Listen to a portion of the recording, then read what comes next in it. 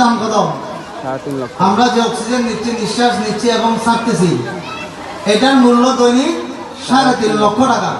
60 বছরের মধ্যে আপনার কত টাকা আসে আবার আপনি হিসাব করেন। সেজন্য আল্লাহ বলেন, লা ইন শাকারতুম লা আযীদান্নাকুম ওয়া লা ইন কাফারতুম ইন্না আযাবি লাশাদীদ।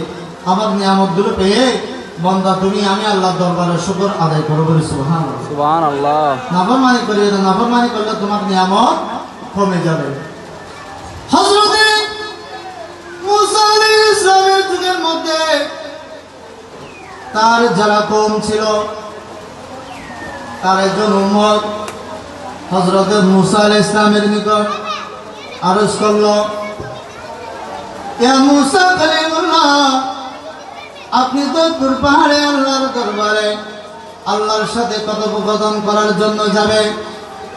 আপনি তো যাবেন, ওই জায়গার মধ্যে গিয়ে আমি আদমের পক্ষ থেকে আল্লাহর দরবারে একটি আরজি পেশ করবেন।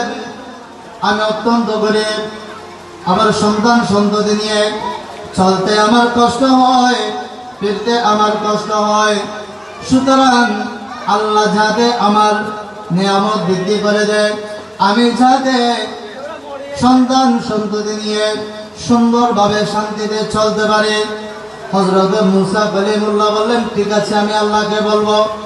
অপর আরেকজন আল্লাহর বান্দা অত্যন্ত মনোযোগ, কথাগুলো খেয়াল করবেন।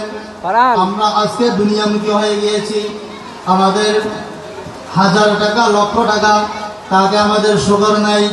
আমরা 1000 হলে লক্ষ চাই, লক্ষ হলে কোটি চাই। একটা বাড়িতে আমরা যখন ঘুরে ঘুরে থাকি, পাকা একটা ঘর করতে চাই, যখন ঘরটা হয়ে যায় এটা বিল্ডিং করতে চাই।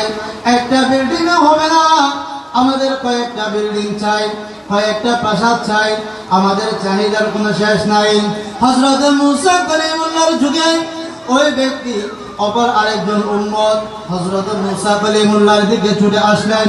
হযরত মুসা আলাইহিস সালামের নিকট আরজি পেশ করলেন, ওগো মুসা কালিমুল্লাহ, আপনার সাথে আল্লাহর সাথে কথোপকথন হয়, আমি গুনাহগারের তরফ থেকে আল্লাহর কাছে একটি আরজি পেশ করবেন।